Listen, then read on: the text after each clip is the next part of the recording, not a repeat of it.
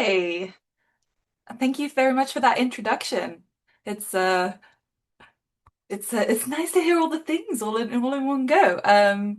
Okay, so let us get started if I can. Okay. So yes, as Bethany very nice said, we're going to be doing talking about ppgm today and broadly using paleontological, neontological, and spatial data all in one go. Um, just a little quick agenda of what I'm going to talk about. I'm going to start with um, broadly the theoretical background behind why uh, these models were developed and sort of the justification behind some of the things that we're going to be doing. Then I'll introduce the models and precisely what's going on in the code, and then we'll do a little bit of a walkthrough in R itself, which will be exciting. So, to start broadly with the justification, as scientists that want to understand evolution, we often have many different types of evidence available for us. If you're in a biology department, this is often modern day species records with information such as behavior and diet, or more broad species level information such as uh, habitat information, preferred environments, spatial distributions. As paleontologists, we are also used to incorporating the fossil record, data from deep time. And recently also, we can use paleoclimate models that allow us an insight into broad scale climatic conditions of the past. And then both modern day biologists and paleontologists will use phylogenetic relationships between taxa, extant and extinct, to tell us about the timing of uh, and frequency of species divergences, things like that. Now, I have spent most of my time as a paleontologist housed in biology departments, which has led me to need to extol the virtues of the fossil records to people who would much rather be in the field catching things in a net. So, one of the questions that I have often had to deal with is, well, okay, you're saying fossils are useful, but isn't the fossil record really incomplete? How is that useful for my study looking at evolution? And as I'm sure, and that sort of leads us to this main question of, well, what can we learn from a very limited fossil record? And as I'm sure no one listening to this talk will be surprised, the answer is quite a lot. So, say we have a fossil ID'd to a genus or a clade of living organisms. Just by looking at it, we can learn something about the morphology. We can date that fossil using the rock record and learn something about the timing of evolutionary divergences. So if this fossil Scolopus was found in the Miocene, then we know that Scolopus must have diverged from its most recent common ancestors by at least the Miocene, which is a bit of information we wouldn't have without that fossil. And some of the other information we can get from fossils, which is maybe less talked about, is spatial and climatic information. Even if we just have a couple of fossils, we know that the animals were present at that time in that place, which is a vital piece of information if we're trying to reconstruct the evolutionary history of a clade. And if we couple these species occurrences with paleoclimate models, then we can begin to understand how the climatic tolerances of that animal have changed through time and what that means for the spatial distribution. I'm using climate tolerance rather than climate niche for the reason that often we don't have a lot of fossils. So really what we're saying is that we know at least the animal could have tolerated those conditions, stemming in generally from the idea that if a species is found in a location, then presumably at a broad scale, it could tolerate those conditions. If this snake's range goes from sort of central USA to northern Mexico, then whatever climatic conditions are in those areas, that animal can probably cope with. Um, on that sort of higher level.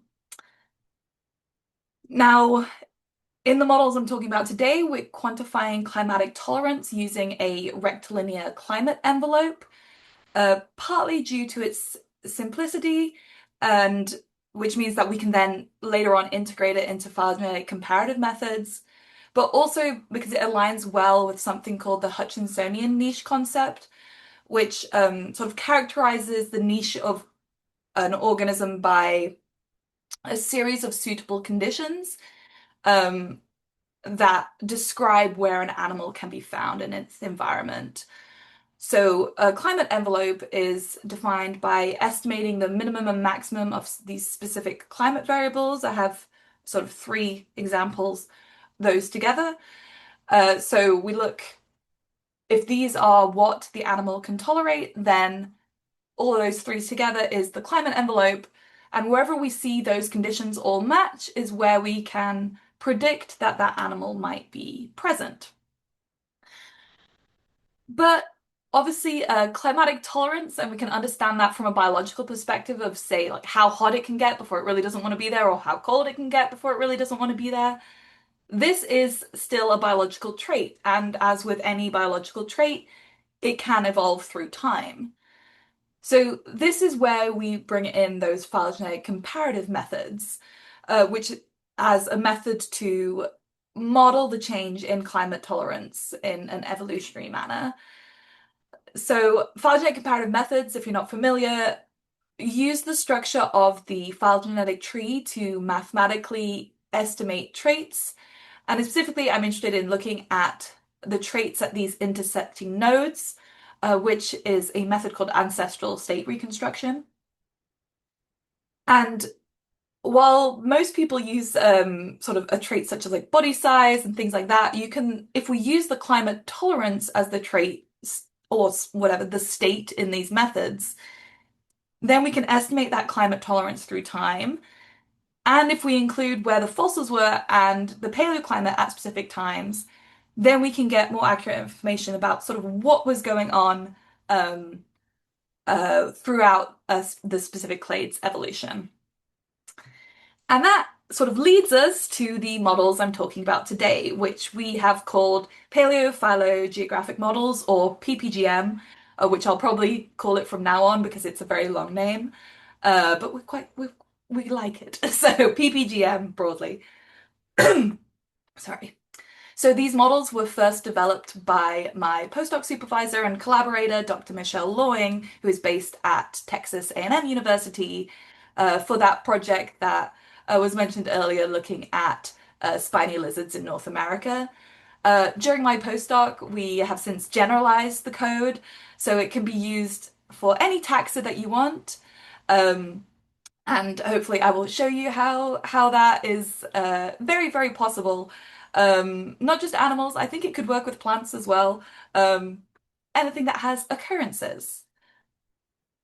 So the basics of ppgm fall into four main steps, where we first assign an extant climate envelope, we add the fossils, model the evolution of that climate envelope, and then match it to a paleoclimatic background. And I'll go into these steps just in a little bit more detail uh, now. So the first analytical step is to assign that extant climate envelope. And I should have mentioned this was the method is initially conceptualized to use for a clade that has most extant members, and then we're interested in like a very limited fossil record.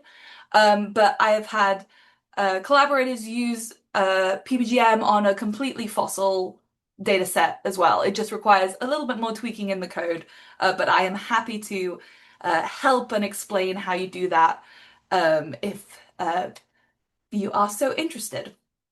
But in general, I'll talk about it as if we have extant animals and then we're interested in including the fossils in our analysis. So the first step is to get occurrence records, so just simply longitude and latitude coordinates of where the species are found today. And then we create this rectilinear climate envelope using the minimum and maximum of the climate variables that we find for every species in our data set. I do want to mention also at this point that the climate variables you include should be biologically relevant to the clade of interest. So I work a lot on reptiles, so temperature and precipitation are obviously very important. They're important to a lot of animals, but temperature, particularly for reptiles, because they rely on it for thermoregulation, is going to have a significant impact on where they can be in a certain environment. Uh, we also recommend to not use too many different climate variables, particularly if you're wanting to project into the past, um, because too many you could over-parameterize, and particularly if you're trying to project into non-analogous climates, if there are so many different like conditions you're trying to meet, you may just not be able to find a space where anything could be if there's too many. But um, some of it requires a little bit of playing around to see what works best for your specific example. And the other thing as well is that if your extant niche is or tolerance is limited by non-climatic factors, such as species interactions or anthropogenic disturbances, then there may be a little bit of additional error. So it's at this stage it's important to examine your occurrence records and sort of check for outliers before you go on. But yeah, so if we have these three variables, you can then do min max, and then we can move on to the next step. So the next step is obviously to directly integrate our fossils. So one of the issues, again, posed by people who don't use fossils a lot is, well, I have this beautiful molecular phylogenetic tree and I've got these fossils. I don't know where they go, so I can't include them in analysis. And to address that problem, we have this step in ppgm that adds the fossils to a dated phylogenetic tree uh, in a random process, which allows us to include fossils that may not have been formally put into a phylogenetic tree in the analysis. And the idea is that we really, because we're so limited on the fossils we have, we really should get as much information as possible from them.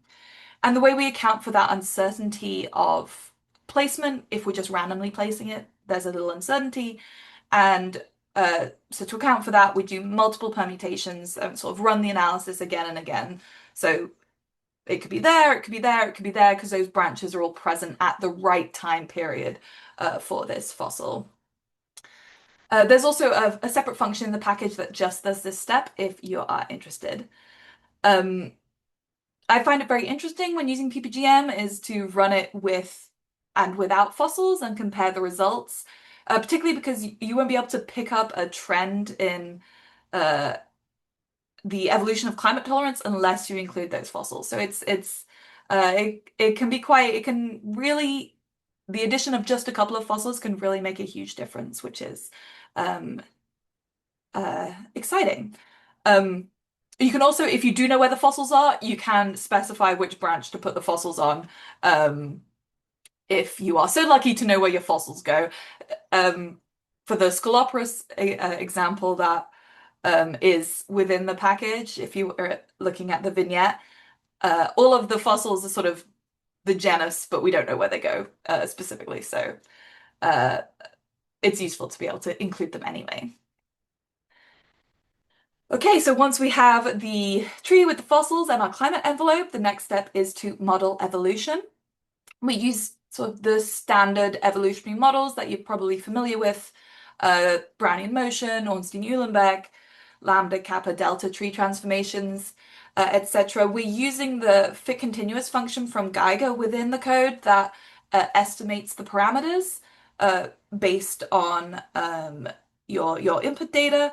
Um, so you can either specify a specific model, or we have an option that um, runs all the different models and then gives you AICC values, so you can compare which one is best for your data.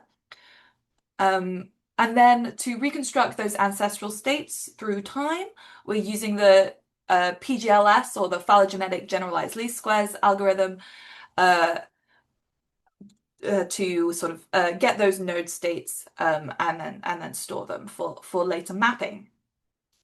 The other step as well is, because we're using a climate envelope, which is essentially a min and a max, is that we're running these models on the maximum value and the minimum value separately. Um, it means that we can allow the minimum and the maximum to evolve through different models. So if your minimum value is best described by Brownian motion, but your maximum is best described by Unseen-Uhlenbeck, then you have the ability to have both of those at the same time. And then the final step is to then map our reconstructed climate envelopes through time into the paleoclimatic space. I like to describe this as uh, sort of, imagine you take the tree and you draw a slice through it, and then you look at all the conditions where the minimum and maximum values that have been reconstructed at that point, and then you find the geographic space that matches those specific conditions. Now, this is not a species distribution, it is the climate tolerance. Um, so again, it is the place that the animal could be, and then maybe also where it couldn't. So um, this is not accounting, obviously, for things like dispersal limitations or other taxa, but it is giving you this really cool piece of information that would otherwise not be available at all, and help you to sort of visualize those spatial dynamics of the climate availability uh, through evolutionary time. Okay, so before we get into the coding section, which is gonna be exciting, um, inevitable caveats because it's modeling. I have to. Um, Obviously works best when there is a strong correspondence between species occurrence and climate tolerances. I think this is broadly applicable to a lot of clades, but you can probably think of examples where it might not be. And as with any model, requires careful assessment of the input data. Models can only be as good as the data you put in, um, but you can still get so yeah, this is uh, just please look at your data before you put it in, is my request to everyone here. Okay, so now we will do the coding demonstration where I'm going to show you how to use ppgm, and then give you a couple of resources, and I will be answering questions. So the example, I've been very brave and I've branched out from snakes and lizards, and I've come up with an example using birds, which are still reptiles, but they're at least warm-blooded ones. Um, because the package comes with paleoclimate dataset and occurrences and trees and fossils for Scloporus, which are this endemic group of North American lizards. Um, but I wanted to show you what it's like to go from having zero data, and also to sort of test it myself. Um, Caveat is I collected this data a couple of days ago. I know nothing about birds other than that they are dinosaurs. This is just a fun example. Please take no biological inferences from this. Um, but say I want to run my ppgm on bowerbirds. How do we go about it? Well, our first step is to get our modern day occurrences. So a really useful resource for modern day species occurrences is this project called GBIF, or the Global Biodiversity Information Facility. It collects a ton of records, such as iNaturalist research grade observations are also uploaded into GBIF. In this case, I've collected data from BirdLife Australia, which is Australia's national bird monitoring program, and a digital database for bird sightings. So these are real human observations of birds in the wild. Um, and you can see that this is a group that is endemic to Australia, and with these, I'm looking for presences, not absences. When you use GBIF, make sure you do presences rather than absences, because the absences won't tell you anything about where the animals are. And then you can see there's about just under 100,000 occurrences of extant bowerbirds from this data set. The next step was to find a dated phylogeny, which if you don't make phylogenetic trees like me, can be a little bit of a search, but I managed to find one from this paper by Erickson et al. That is about the bower building behavior of bowerbirds, which is a really delightful tongue twister. Um, if you don't know anything about bowerbirds, they're the ones that make these beautiful structures. I've included a picture of one that has little bits of blue plastic, which is maybe sad, but it is also pretty beautiful. And this paper came with a lovely dated phylogeny where we can see the sort of split of these two groups around the sort of mid-Miocene. The next step is obviously to get our paleoclimate data. Now this is I needed to get data from Australia, so uh, I went on the hunt for global data sets. Um, the first two sources, the one for the modern day and the one for the Pliocene, I got from paleoclim, which are these uh, very easy to download, high spatial resolution paleoclimate surfaces. The modern day is data from the Chelsea project, and I got a Pliocene dataset from Dolan et al. 2015. Pliocene is as old as the paleoclim go, however, and I wanted to get some Miocene data, so I found this the Deep MIP project, which is looking at Miocene, uh, paleoclimate, and so the Miocene data in the example is from this Burles et al. Paper. And then finally, well, this is probably the step that should have come first, is that I was like, oh, and then I'm going to find some fossils. Um, as is probably not a surprise to anyone who works on birds, there's not many bowerbird fossils. I went on PaleoBio database and there were three, and one of them was in New Zealand and one of them was in the Oligocene. So the fossil data set I'm using today is sort of made up because I wanted to show what the addition of fossils looks like. Obviously, don't make up fossils if you're doing this. Um, there are not many bird fossils, who would have known? So if you work on birds, maybe ppgm is very useful for you. Okay, so that's the sources getting the data outside of R, and then we can go into R itself. So you just give me a second. We will switch over onto uh,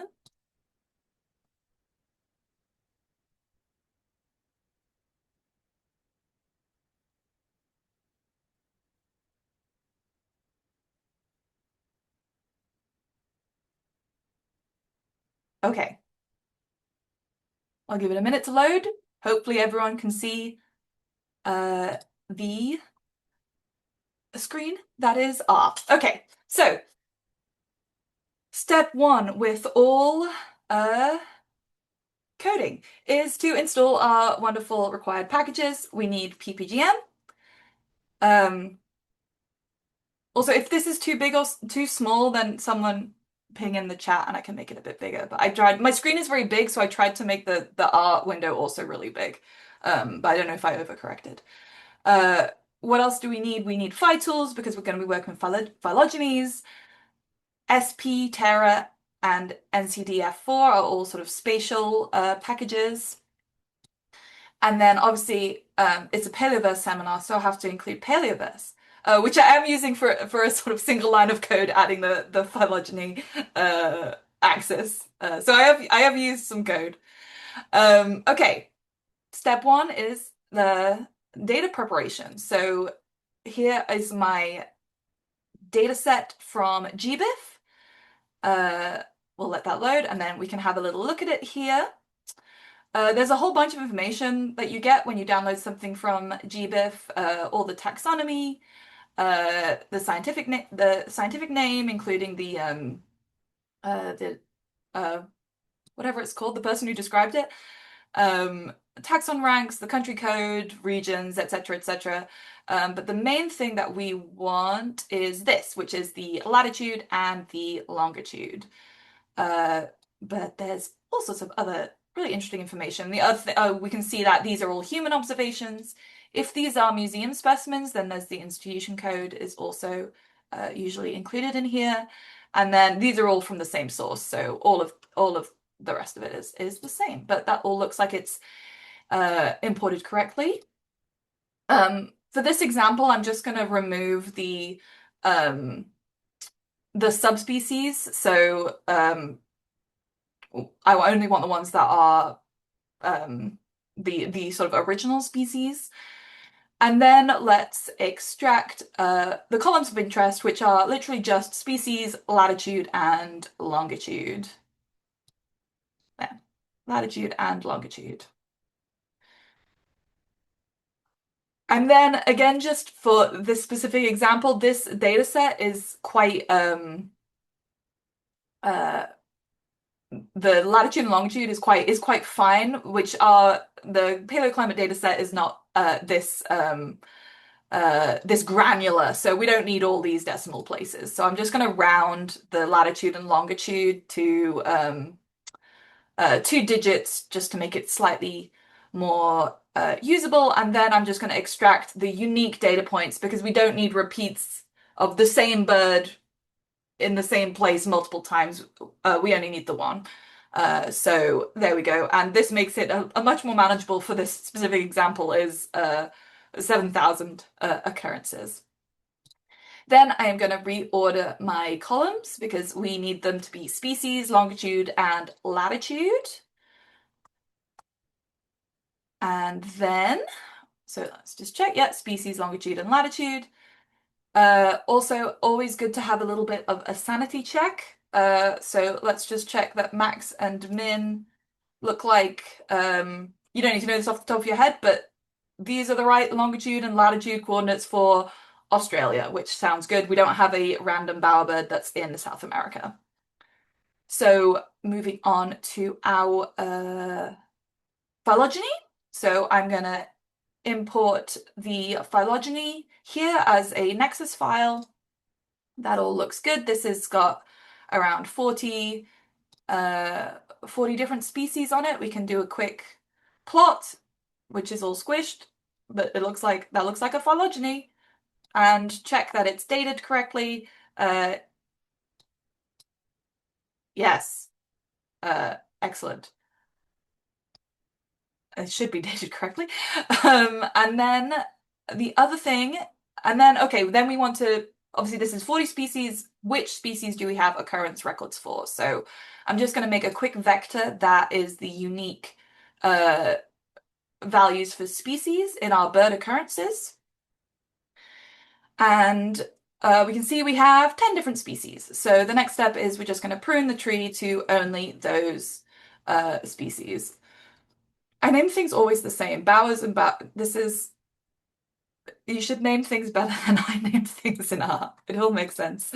All right, now let's plot the smaller tree. That looks smaller, and it's the one that I showed you in the slides, but there it is. Excellent. We have our wonderful little tree. Next step is our fossils. So the fossil data set is really simple. Like I said, this is made up. So I just have a little CSV, which is literally just these 5 columns that we don't even need the first one, but I included it because I learned some names of fossil bowerbirds while I was doing this. We need a minimum age column, a maximum age column, and then our longitude and latitude. And this should be the paleo longitude and paleo latitude. So uh, which I mean is less important if it's a very young fossil, but more important if you're working in, say, time periods where the continents have significantly shifted, because ppgm is going to use these coordinates to assign it a paleoclimate. So you want it to be the paleoclimate that is of where the animal was at the time, not where it is, where the continents are now, because continents shift in space. And then we need to convert our fossils into a little matrix because that's because we do. It needs to be a matrix, and we only need the 4 columns. So here's the matrix. It's just those. We don't need the names of the fossils because they're not important for us. The next step is to construct our paleoclimate data set. So Like I mentioned earlier, we're using two different paleoclimate layers, one from the Pliocene, one from the Miocene, and then we need our present day um, regular climate. It's not paleoclimate, it's present day. Um, and for this example, I'm just using a single climatic variable. I'm using the mean annual temperature. It's sometimes called bio1 in the sort of standard biovariables.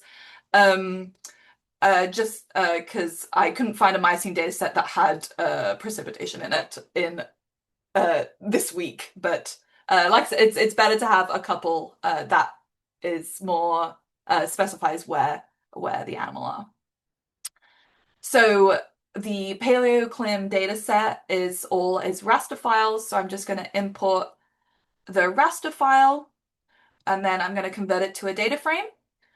So that looks like this. It has our XY coordinates and then our climatic variable.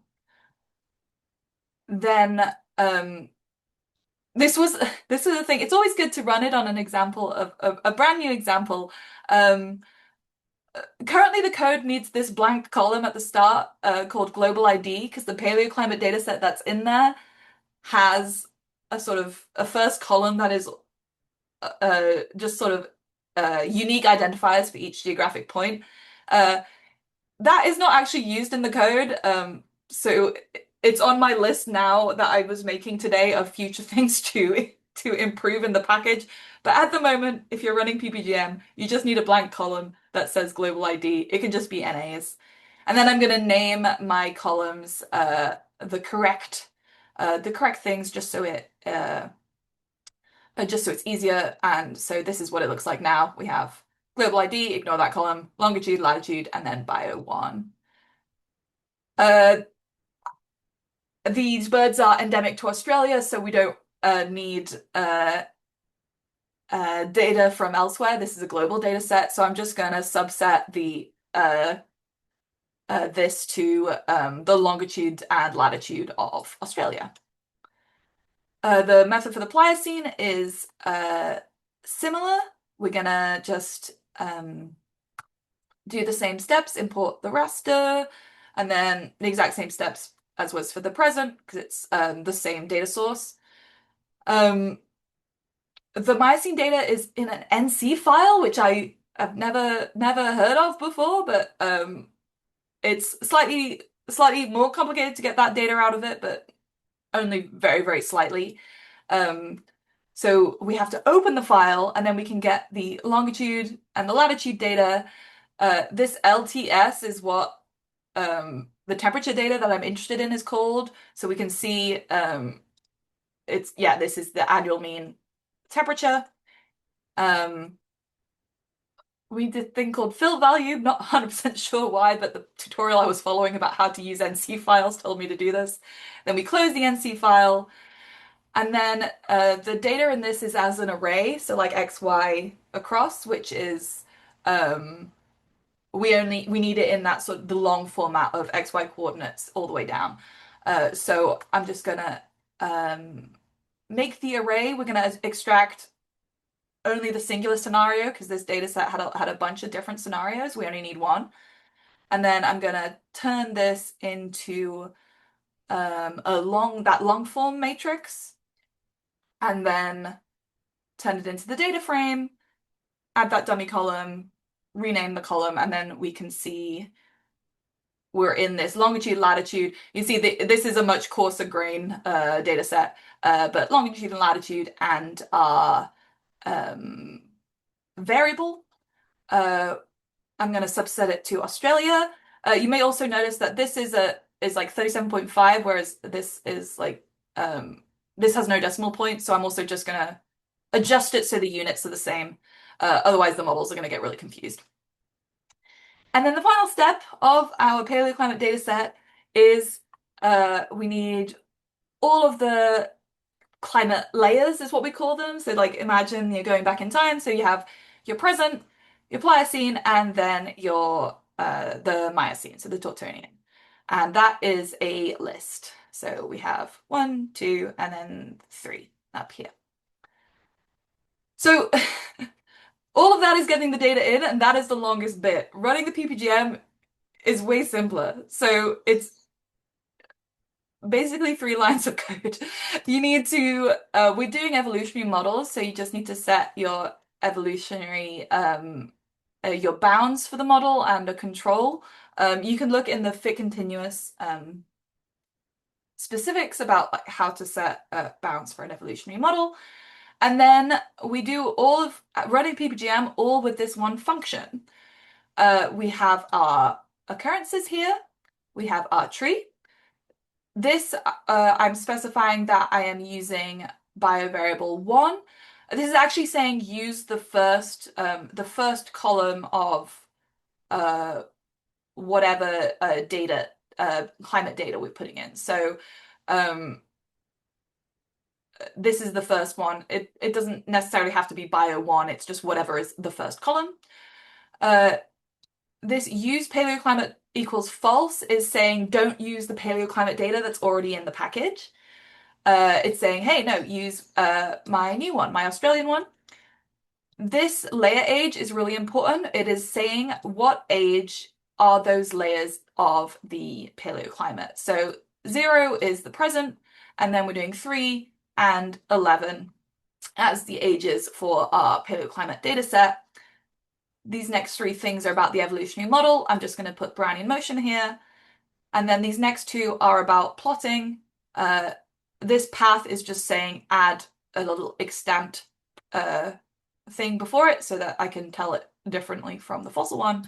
And then I'm saying, please, can you plot a treatgram? So I can run that and it will hopefully run quick enough.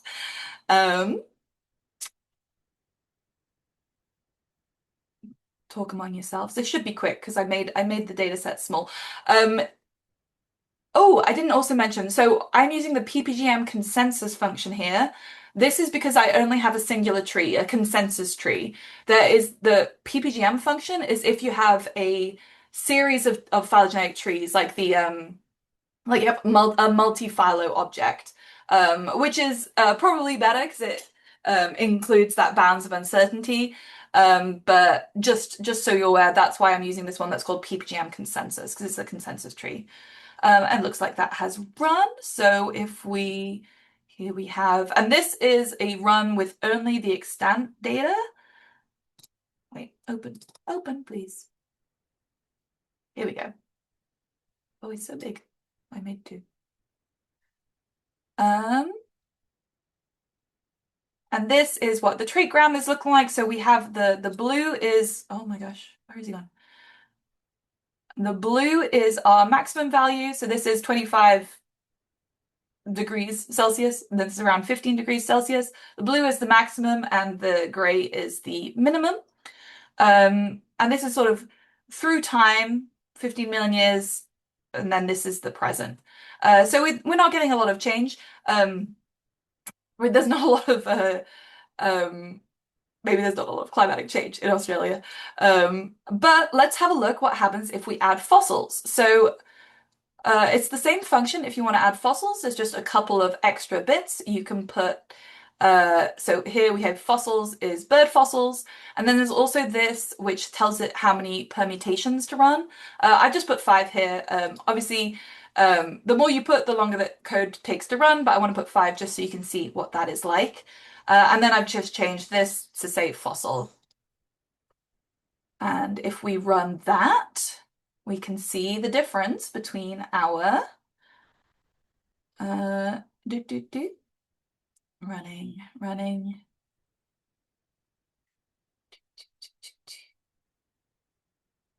Runs a little bit longer because again, it's doing it basically 5 times. Okay, there it's gone. Uh, and now you see that the addition of fossils, how cool is this? Oh, let's get the one without up as well. Open.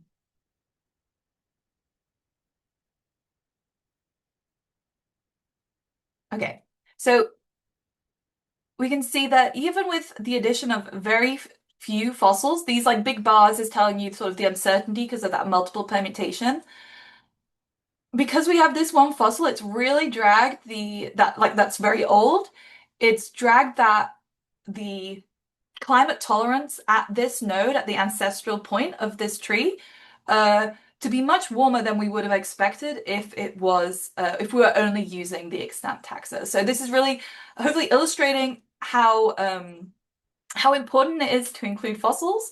You can also see that there's this kind of more shift, maybe towards slightly colder that we're seeing in if we include fossils, because we have this fossil that's in this quite cold area, compared to when we don't have the fossils.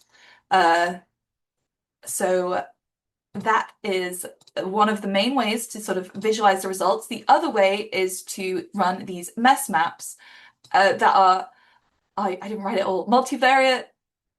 It's either environmental similarity surface or suitability surface. Similarity surface, I think. Basically, a picturing what the where all the suitable environments are. Um, but we only have one climate variable, so we're not doing a mass map. We're just doing it's just where the suitable climate is. Um, to get the mess, we just need to extract the climate envelope minimum and maximum from our ppgm run. We need to name the columns and no, sorry, name the rows even. This says row. And then we can run our ppgm. And I'm going to ask it to make one for the present day and one at 3 million years. Another thing I noticed when I was running this is that ppgm, the mess function needs it to be a multi-fallow even if you only have one tree. That is also on the list of things to fix. But currently, if you just chuck as multi-fallow, that should solve any error that you might be getting. And then our paleoclimate data set is the same as previously, and then these are the same as the witch.bioverse is the same as when we were running the ppgm.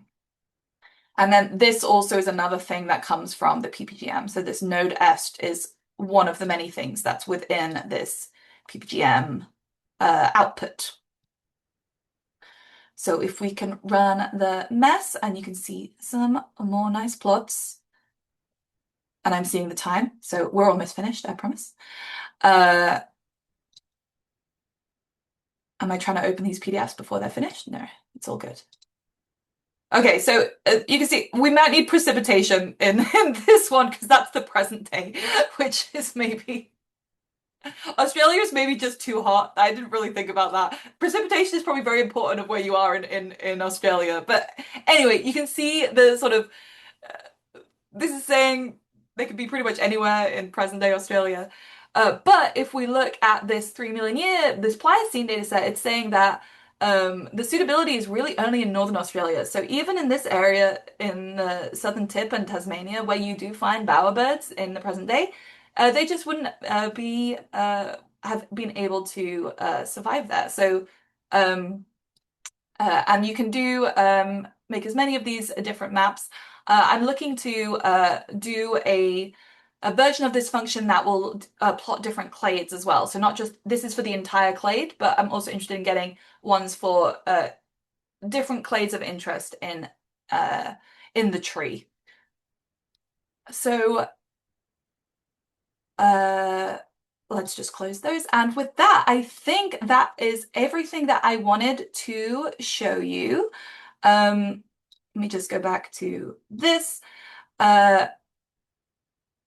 If this was a whirlwind tour, there is a paper that is out that explains this in much more specific detail with all the code references. And my email is there at the bottom, which is my I will always answer questions about ppgm. I wanted to shout out these people, Michelle and Maria, also wrote code for ppgm, and then the other collaborators on the St. Patrick Congener grant, and obviously the NSF for funding, and Paleoverse for inviting me.